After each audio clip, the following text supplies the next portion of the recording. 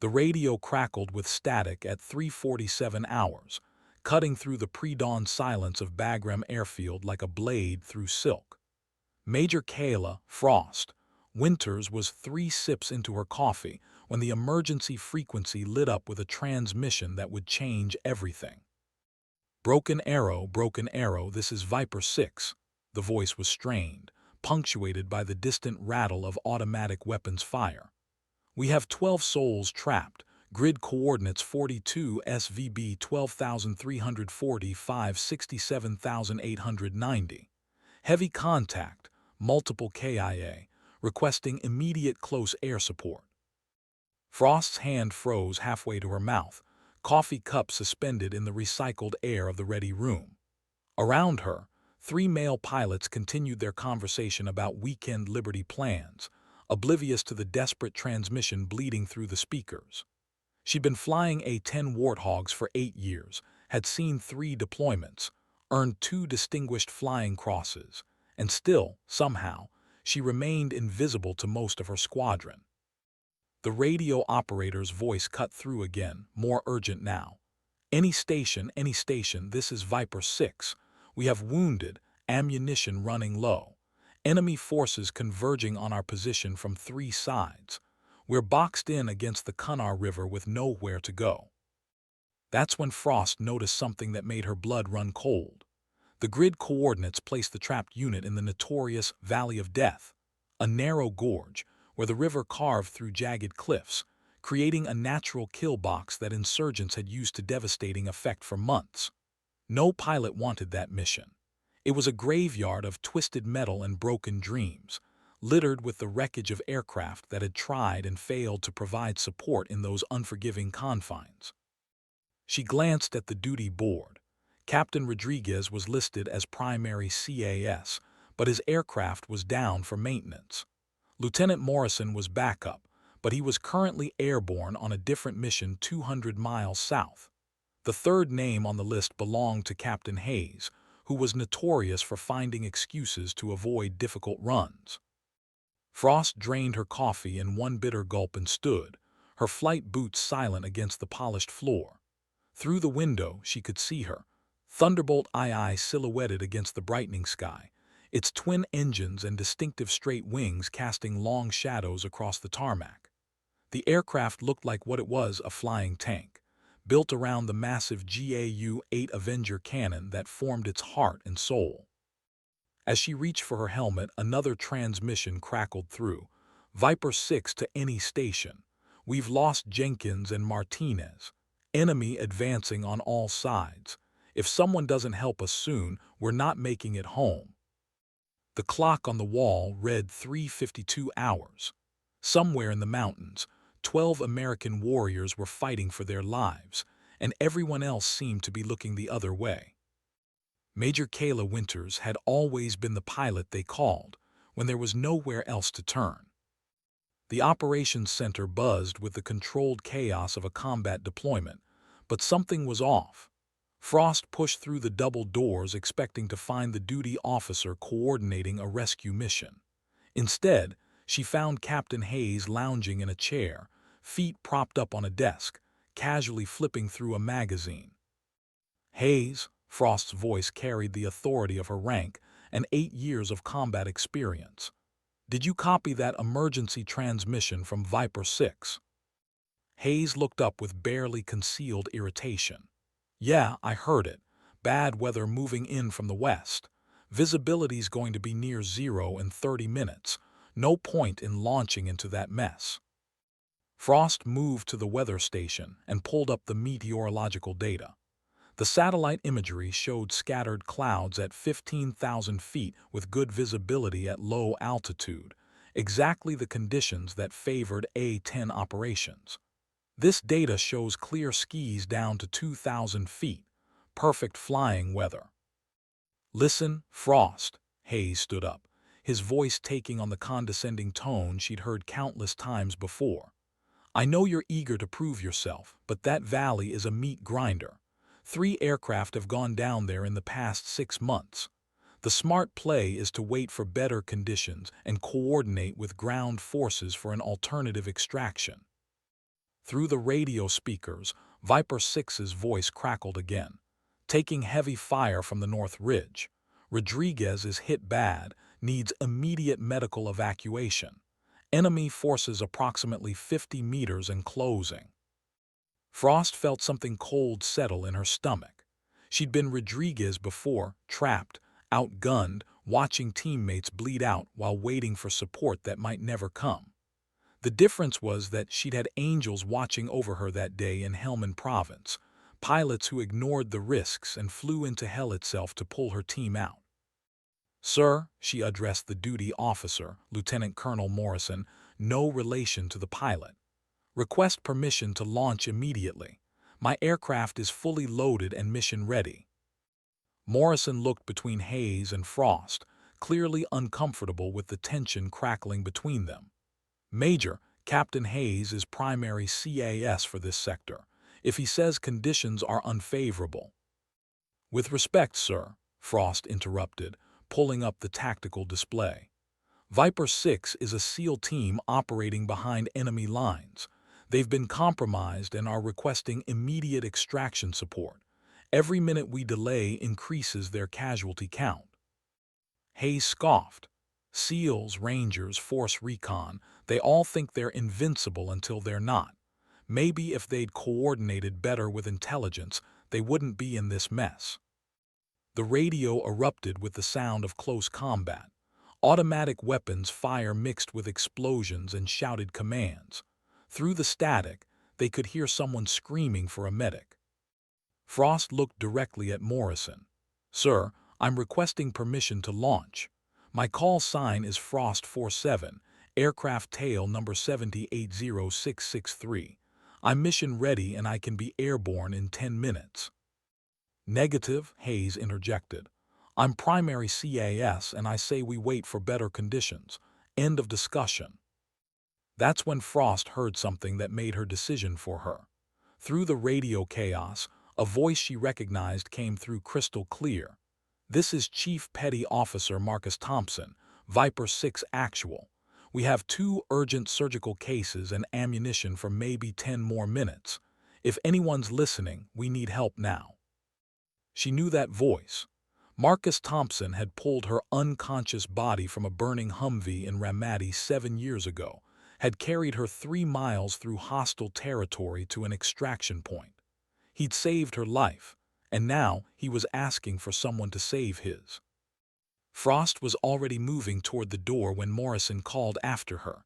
"Major, where are you going?" "To pre-flight my aircraft, sir. Someone needs to help those men." The pre-flight inspection of an A-10 Thunderbolt II typically took 20 minutes when done properly.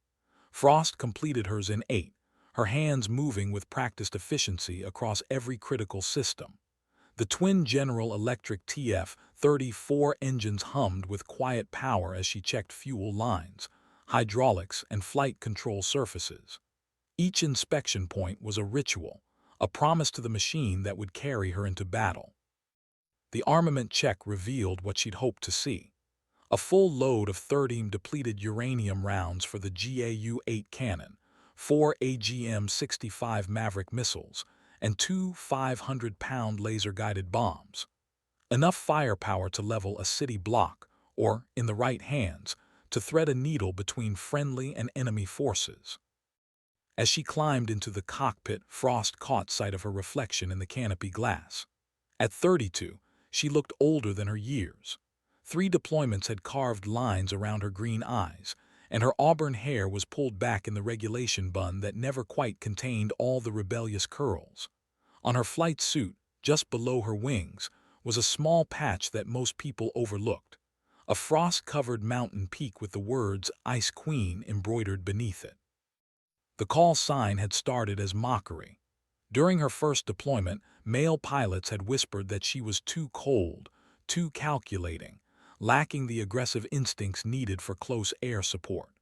They'd called her Frost because they said her blood ran cold, that she couldn't make the split-second decisions required when friendly forces were in contact. What they hadn't understood was that her calculated approach wasn't hesitation, it was precision. Every decision was weighed, every risk assessed, because the lives of ground troops hung in the balance of her choices. She'd learned that lesson the hard way in Afghanistan, watching a hasty gun run by an overconfident pilot result in friendly fire casualties. The radio in her helmet crackled to life as she completed her startup sequence. Viper 6 to any station, we've lost communications with base. Enemy forces are massing for a final assault. We're down to our last magazine of ammunition. Frost keyed her microphone to the emergency frequency. Viper 6, this is Frost 47, inbound your position. Can you mark your location with IR strobe? The response was immediate. Frost 47, thank God. Yes, we can mark with IR strobe. Be advised, heavy automatic weapons fire from elevated positions north and east of our location. We're trapped against the river with wounded. Through her headset, she could hear the distinctive sound of an MH-60 Black Hawk spinning up on the other side of the airfield. Someone had finally authorized a medevac, but the helicopter would be sitting duck in that valley without close air support to clear the landing zone. Frost advanced the throttles and felt the familiar surge of power as the A-10's engine spooled up. The aircraft began rolling toward the active runway, its distinctive straight wings and twin-tail design cutting through the morning air. This wasn't just a machine, it was an extension of her will, a precision instrument designed for one purpose: keeping American soldiers alive.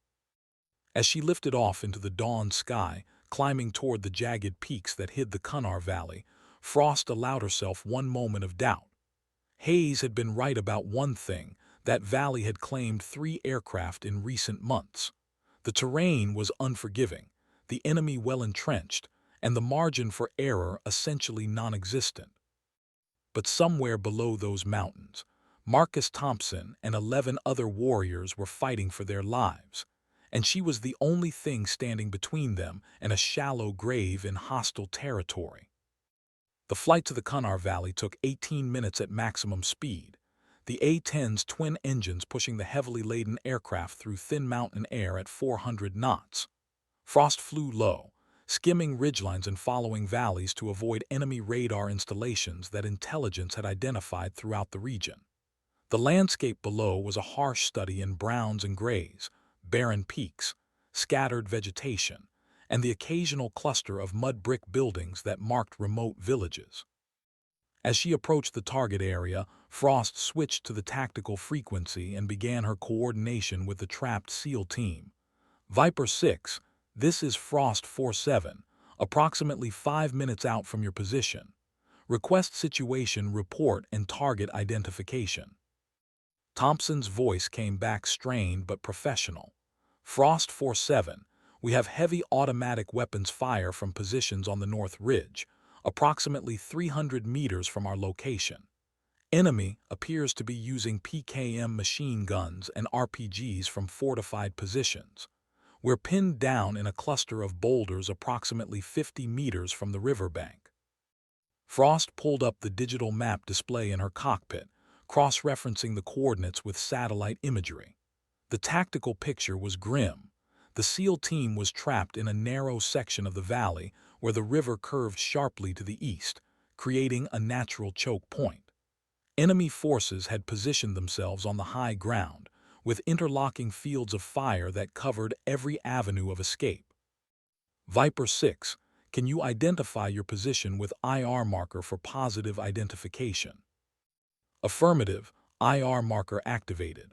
Be advised, we have 2 urgent surgical cases and ammunition for approximately 5 more minutes of sustained contact.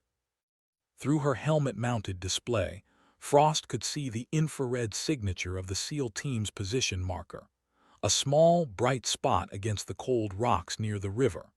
What concerned her was what she could see surrounding that marker: at least a dozen heat signatures moving among the rocks on the higher elevations, systematically closing in on the trapped Americans. She descended to 8,000 feet, well within range of small arms fire but necessary for accurate target identification. The Maverick missiles could eliminate the machine gun positions, but she needed to be absolutely certain of target identification before releasing ordnance in close proximity to friendly forces. Viper 6, I have eyes on your IR marker. I'm seeing multiple heat signatures on the North Ridge. Can you confirm enemy positions and provide clearance for close air support? Frost 47 confirmed enemy positions on North Ridge. You are cleared hot, repeat, cleared hot. Danger close authorization. Thompson, Charlie 77 Alpha. The danger close authorization meant that friendly forces were within the minimum safe distance for air-delivered ordnance. It was a calculated risk that required absolute precision. 1 degree of error could result in friendly casualties. Frost lined up for her first attack run, descending to 4,000 feet and adjusting her approach angle to minimize the risk to the SEAL team below. Through her targeting system, she could see the muzzle flashes from enemy automatic weapons positions, their barrels trained on the cluster of rocks where 12 American warriors fought for their lives. Viper 6, Frost 47 is inbound hot. Keep your heads down. The GAU-8 Avenger cannon was perhaps the most fearsome close air support weapon ever created. A 7-barrel rotary cannon capable of firing 3,900 rounds per minute of 13 depleted uranium ammunition. When Frost squeezed the trigger, the sound was like God tearing apart the sky itself. The first burst lasted 3 seconds and sent 195 rounds downrange with surgical precision. The enemy machine gun position disappeared in a cloud of dust and debris, the fortified rocks simply ceasing to exist under the devastating impact of depleted uranium projectiles traveling at over 3,000 feet per second. Frost pulled up hard, banking left to set up for her next run while monitoring the tactical frequency. Good hits, good hits. Enemy fire from the North Ridge has ceased. We need you to hit the positions on the East Ridge now. But as she climbed for altitude, something caught her attention on the radar warning receiver. Multiple surface-to-air missile sites had just activated, their search radars painting her aircraft with invisible beams of electromagnetic energy. The enemy had been waiting for her to reveal herself, and now she was flying directly into a carefully prepared trap. The missile warning tone screamed in Frost's helmet as 3 SA-7 shoulder-fired missiles streaked up from concealed positions in the valley walls. She had perhaps 4 seconds to react before the heat-seeking warheads found their target, her aircraft's twin engines, now glowing white-hot from the sustained climb. Training took over. Frost rolled the A-10 inverted and pulled the nose toward the valley floor, simultaneously dispensing chaff and flares in a desperate attempt to confuse the incoming missiles.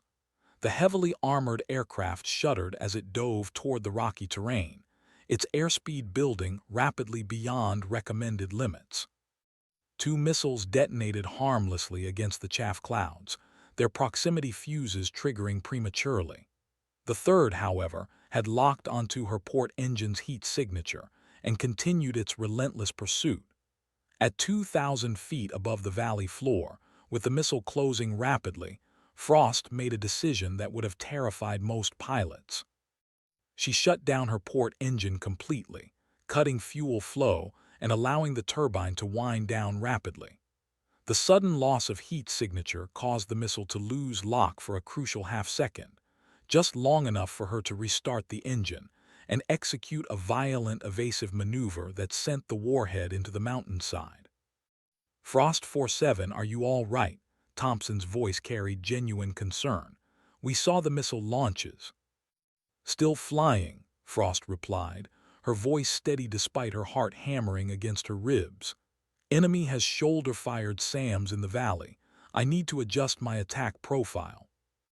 What she didn't tell Thompson was that the missile attack had revealed the true scope of the threat. This wasn't a random encounter with insurgents. It was a carefully planned ambush designed to lure American aircraft into a kill zone. The SEAL team hadn't stumbled into enemy forces. They'd been deliberately herded into this position. Frost climbed back to 10,000 feet, using the higher altitude to survey the entire valley with her targeting systems. What she found made her blood run cold.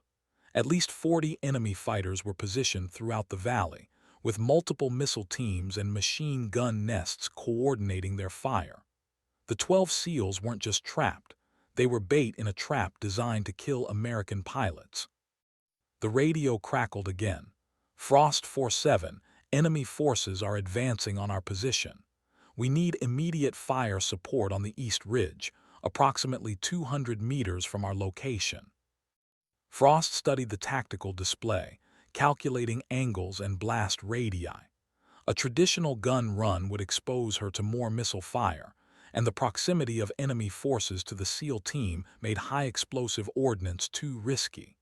She needed a different approach, something that would eliminate the threat without endangering the friendlies below.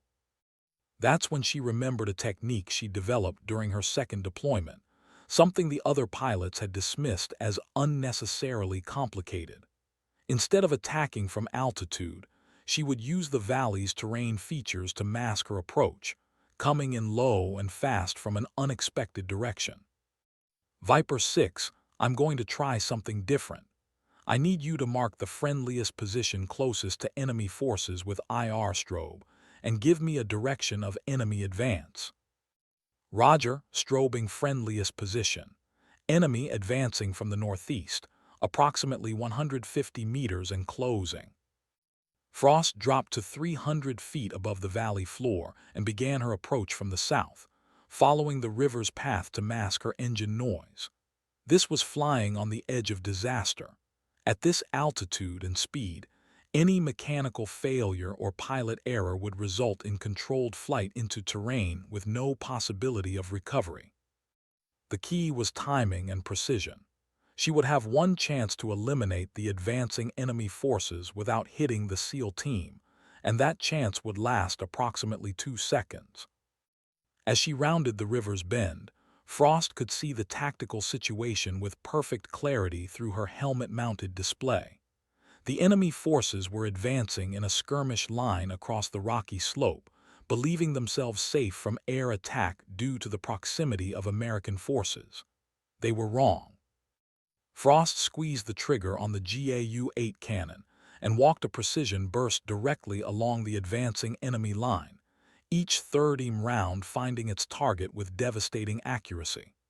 The depleted uranium projectiles, designed to penetrate Soviet tank armor, tore through human targets and light fortifications like tissue paper. In 3 seconds of sustained fire, she eliminated 17 enemy fighters and broke the coordinated assault on the SEAL position. As she pulled up and banked hard to the right, avoiding the valley walls by mere feet, Thompson's voice crackled through her helmet. Outstanding shooting, Frost 47. Enemy assault has been stopped. We're moving wounded to the extraction point now.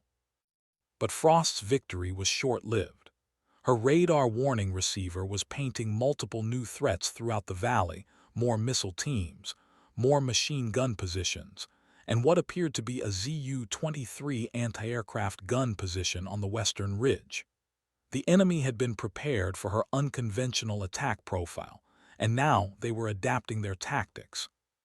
She climbed back to safe altitude and keyed her microphone. Viper 6, how long until medevac arrives? Medevac is inbound, ETA 8 minutes, but they can't land until you clear those AA positions on the West Ridge.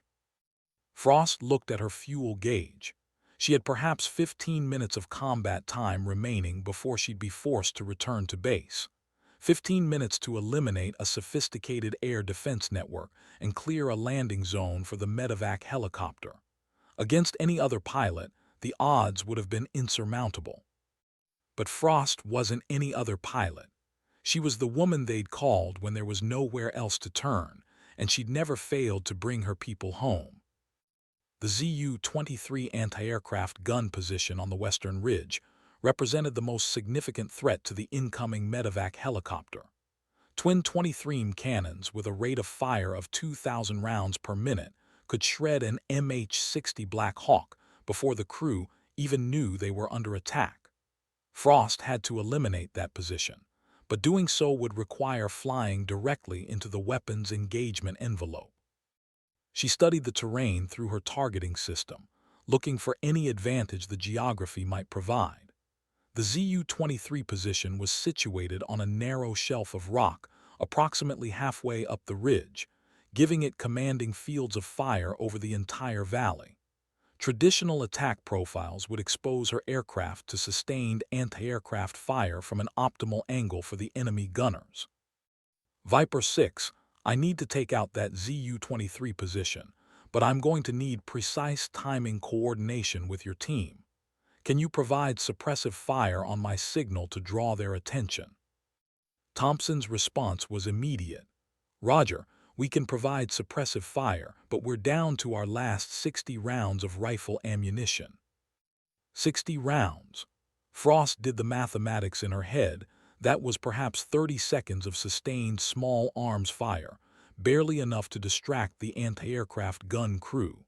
She would have to make her attack run count on the first attempt, because there wouldn't be a second chance.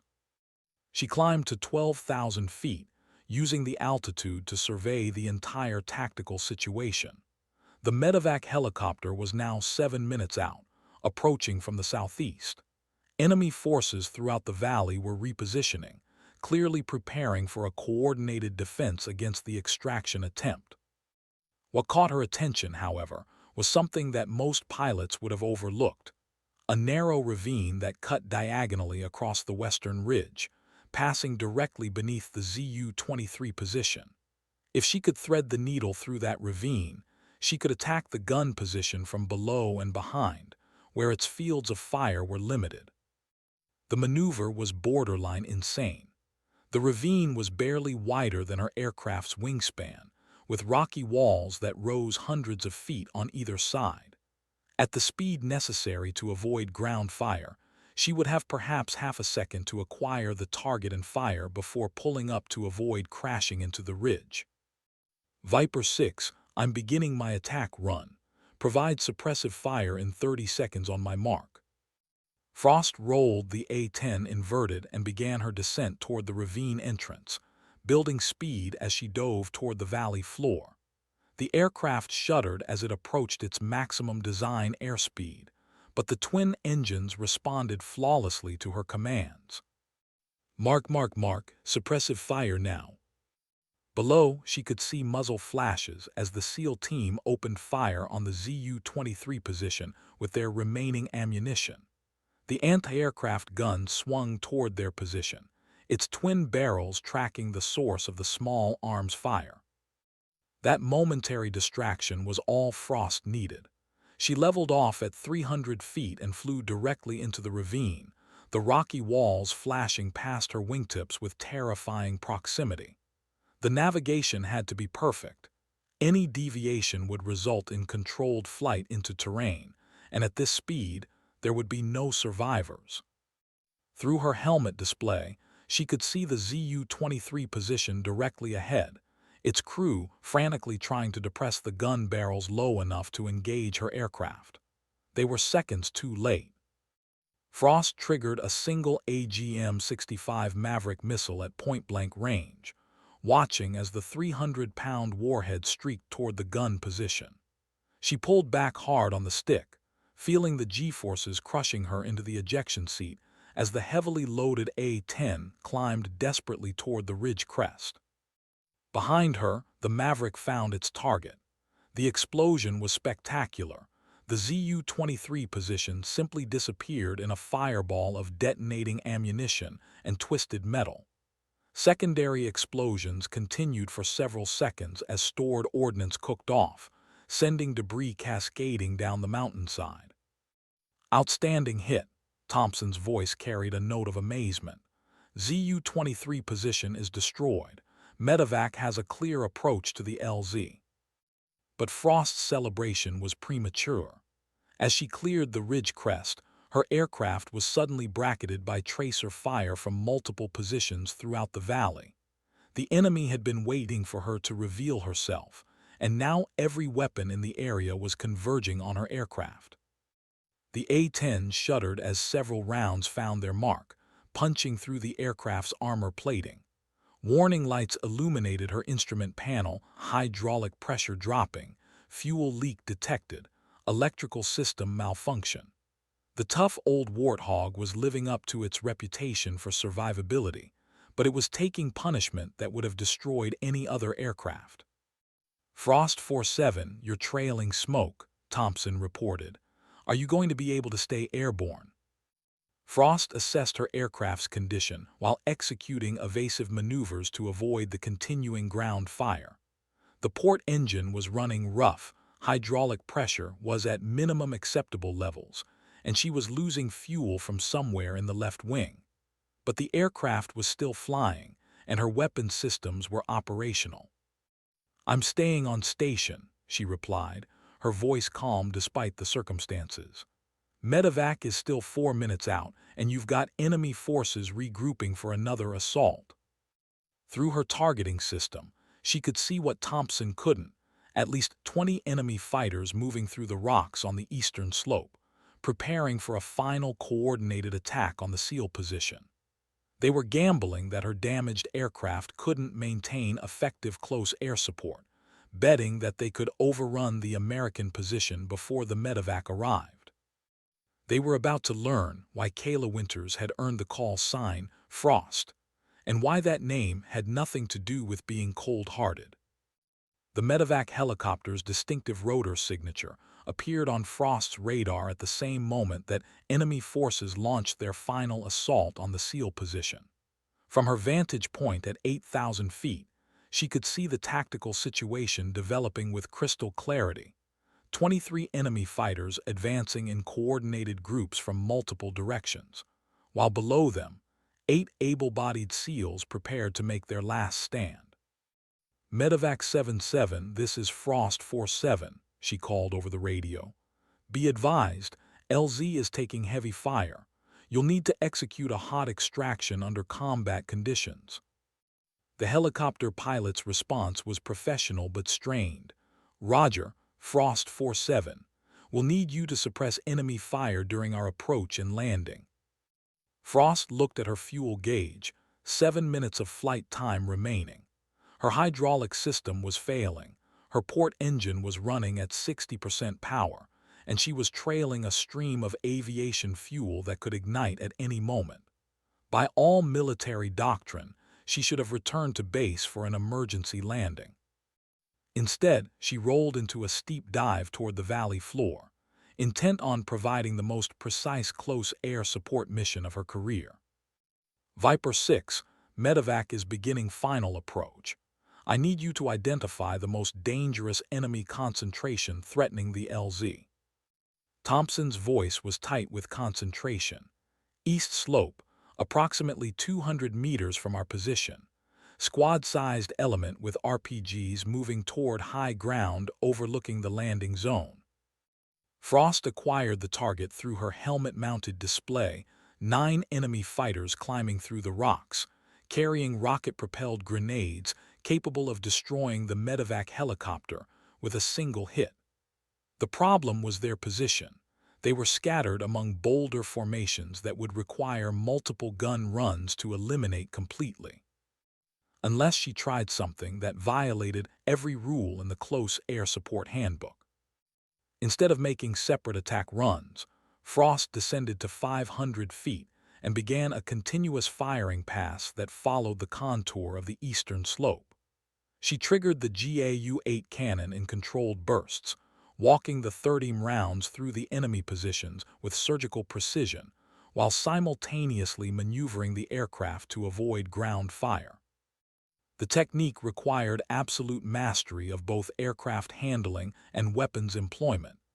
Any error in judgment would result either in friendly fire casualties or exposure to devastating enemy fire. But for 90 seconds, Frost demonstrated why she was considered one of the finest close air support pilots in the U.S. Air Force.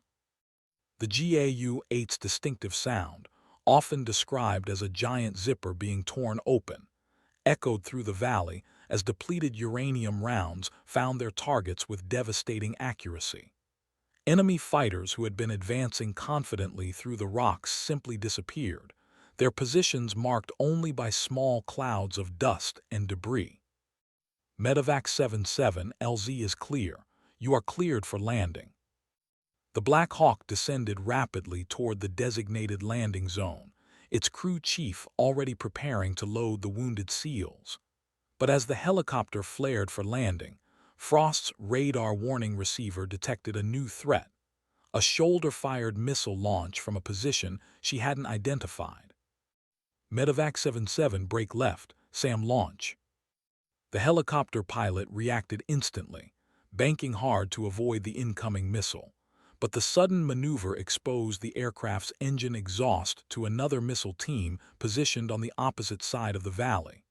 Frost watched in horror as a second SA-7 streaked toward the medevac helicopter, its heat-seeking warhead tracking the Black Hawk's turbine engines.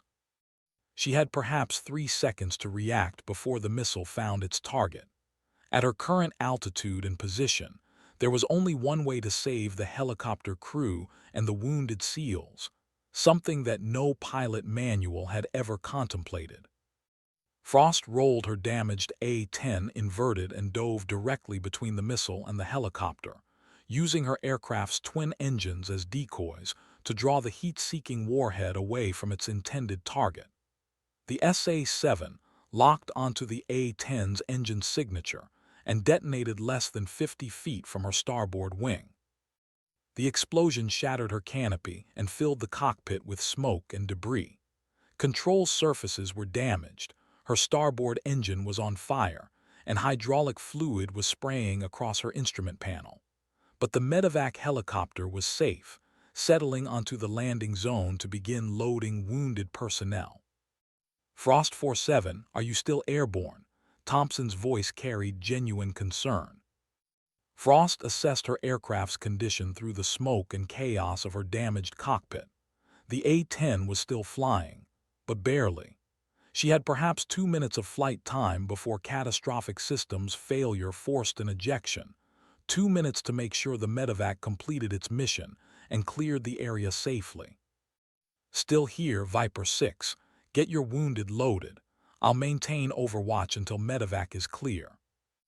Through her cracked helmet visor, she could see the SEAL team loading their casualties onto the helicopter, men who would live to fight another day, because she had chosen to put their lives ahead of her own safety. As the Black Hawk lifted off and began its climb toward safety, Frost allowed herself one moment of satisfaction. Then her remaining engine began to fail, and she realized her own fight for survival was just beginning. The A-10's remaining engine coughed, sputtered, and died completely as Frost watched the medevac helicopter disappear over the eastern ridge. Suddenly, the cockpit was filled with an eerie silence broken only by the whistle of wind through her shattered canopy and the steady beeping of multiple warning systems. She was flying a 30-ton glider at 8,000 feet, with approximately 4 minutes until impact with the rocky valley floor. In those 4 minutes, she had to find a suitable landing site, configure her aircraft for emergency landing, and somehow walk away from a situation that had killed more experienced pilots under better conditions. Mayday, Mayday, this is Frost 47 declaring aircraft emergency, she transmitted over the emergency frequency. Total engine failure, attempting forced landing in the Kunar Valley. The response was immediate from multiple stations, search and rescue assets, tactical aircraft, even the medevac helicopter she had just saved. But Frost knew the mathematics of mountain rescue operations. Even if a SAR team launched immediately, it would be hours before they could reach her position. She was on her own. Through her helmet display, she scanned the valley floor for anything that resembled a suitable landing site. The terrain was unforgiving, jagged rocks, steep ravines, and scattered boulders that would tear apart any aircraft attempting an emergency landing. But there, approximately 2 miles to the southeast, she spotted what might be her only chance, a dry riverbed that appeared relatively flat and clear of major obstacles. The approach would be challenging even under ideal conditions. She would have to thread the needle between 2 ridgelines, execute a shallow glide approach with no power, and somehow bring the heavily armored A-10 to a stop before running out of riverbed. The margin for error was essentially zero. Frost configured her aircraft for emergency landing gear up to avoid snagging on rocks, flaps to maximum deflection to reduce landing speed, ejection seats saved in case she needed to stay with the aircraft during ground contact. Each action was performed with practiced precision, despite the smoke filling her cockpit and the blood running down her face from cuts inflicted by the shattered canopy. "Viper 6, this is Frost 47, she called over the tactical frequency. "I'm attempting emergency landing approximately 2 miles southeast of your position. If I don't make it, tell them the mission was accomplished." Thompson's response surprised her. "Negative, Frost 47. You're going to make it and we're going to be there when you do. Moving to your landing site now." Through the smoke and chaos of her failing aircraft, Frost felt something she hadn't experienced in years: the absolute certainty that someone had her back. Marcus Thompson and his remaining team members were crossing hostile territory on foot to reach her crash site, putting themselves at risk for the pilot who had saved their lives.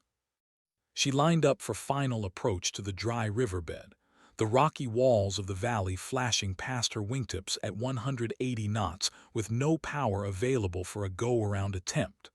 This was it, one chance to get everything exactly right. The touchdown was surprisingly gentle.